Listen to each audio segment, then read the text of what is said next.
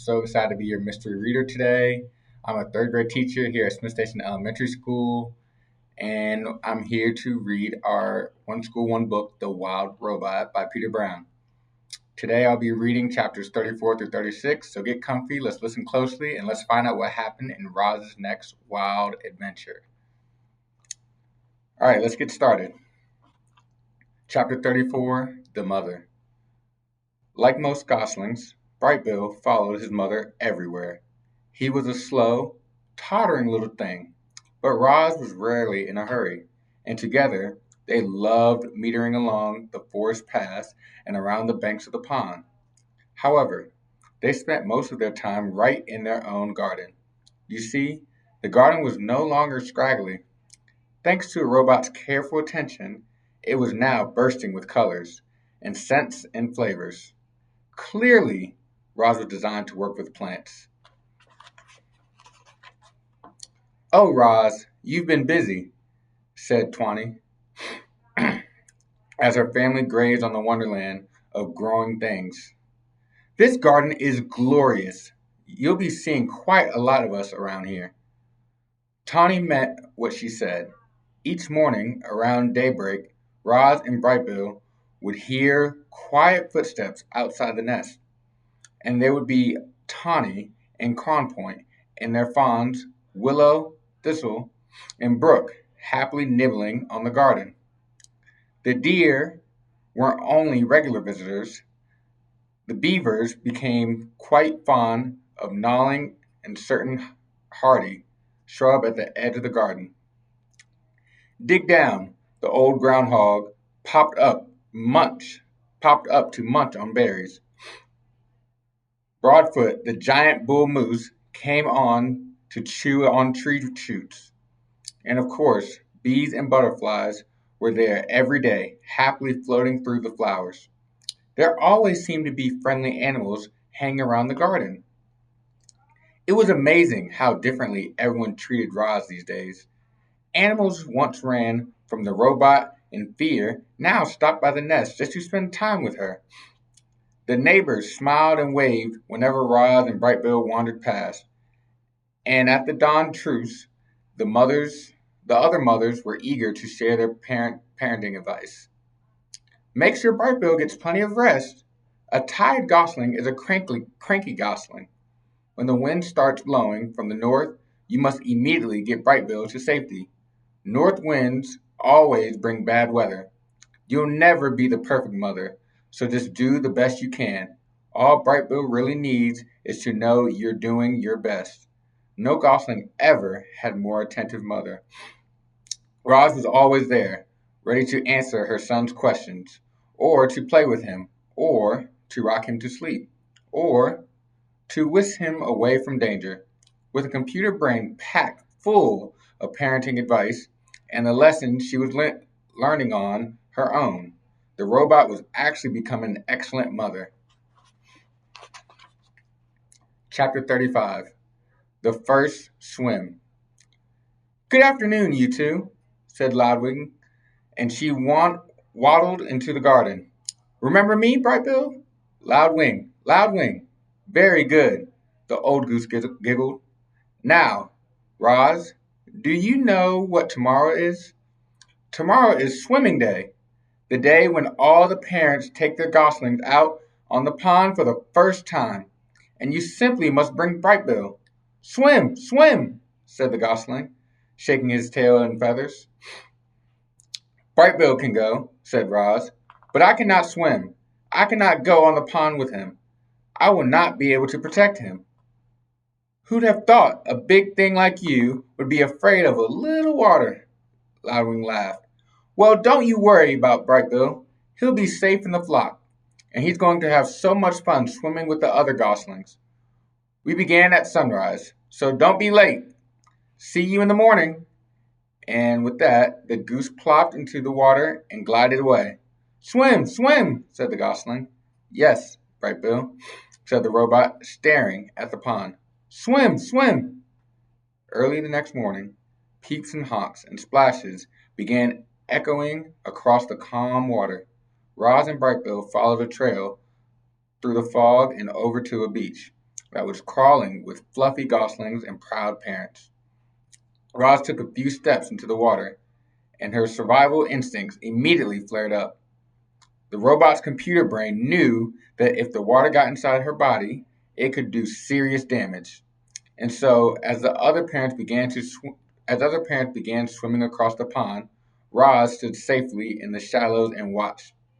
Brightbill ran up and down the beach with other goslings, peeping and laughing and pretending to be afraid of the tiny waves.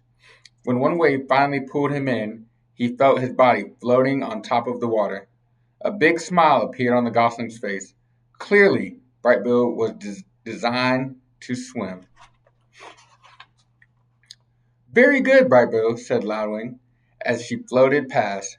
"You're a natural." "Yes, Brightbill, you're a natural," said Roz, trying to sound like a good mother.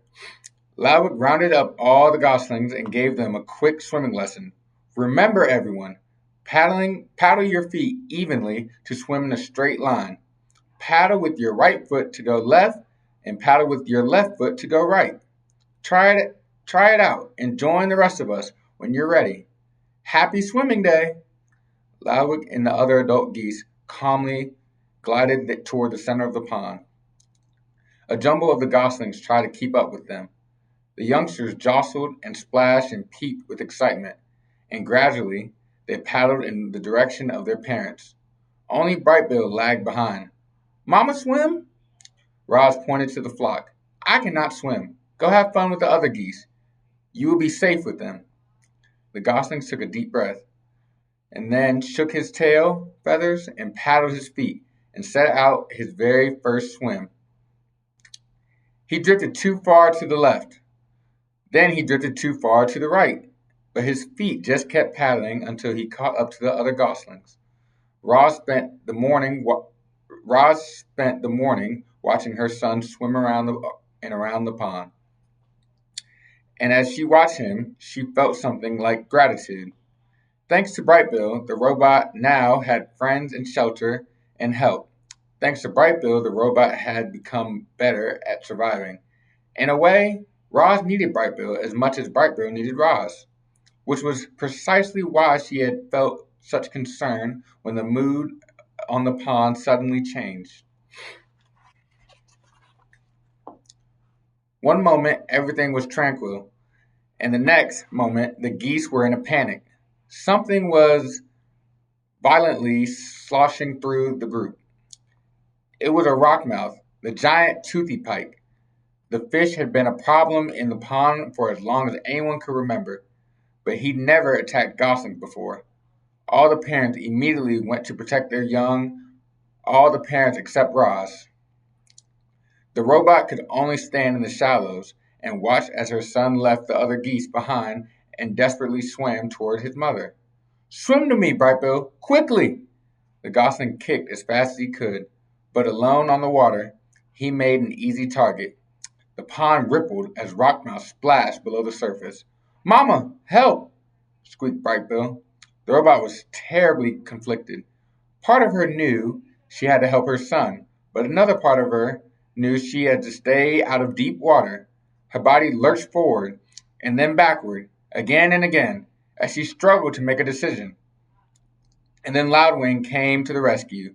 "Rockmouth, don't you dare harm that little darling." The old goose fluttered over and splashed down right on top of the fish. "Leave him alone!" She pecked and kicked and beat her wings against the fish until he surrendered to the murky depths of the pond. Loudwing escorted Brightbill back to the beach, and a minute later the gosling was in her mother's arms, safe and sound. Rockmouth isn't as dangerous as he seems," said the goose out of breath. "But I think that's enough swimming for one day." Chapter 36. The Gosling Grows. Brightbill soon forgot about the incident with Rockmouth, and he spent his mornings cruising around the pond with the other goslings. He was becoming a great little swimmer. He was also becoming a great little speaker. "Hello, my name is Brightbill," he said to anyone who would listen. The gosling was small for his age, and he always would be, but he was growing bigger and stronger by the day. His increasing size was matched by his increasing appetite. He gobbled down grass and berries and nuts and leaves. Sometimes he'd smack on a little insects. If it was edible, Brightbill would eat it. And even if it wasn't edible, he might eat it anyway. Roz felt something like fright the time he saw Brightbill swallowing pebbles on the beach. He was holding him upside down, hoping the pebbles would fall out of his mouth. When Loudwing stepped in, "Put the gosling down," said the goose with a laugh. "It's perfectly natural for Brightbill to eat a few pebbles. They'll help him digest his food, but not too many, okay, little one?" Like most youngsters, Brightbill was incredibly curious. He explored the garden and the pond and the forest floor, and he would occasionally explore neighboring homes. He'd wander down some hole in the ground and say to whoever was there, "Hello, my name is Brightbill." Then a robot arm would reach in and pull the gosling back outside. "Sorry to bother you," Roz would say in her friendliest voice. The mother would the mother and son slipped into a good night routine. While the gosling slept, the robot might tend the fire if it was cool out, and gently fan him if it was warm. If he woke up hungry or thirsty, Roz brought him food or water. And whenever he had nightmares, she was always there to rock him back to sleep. All right. Hope you all enjoying your reading of The Wild Robot. See you next time.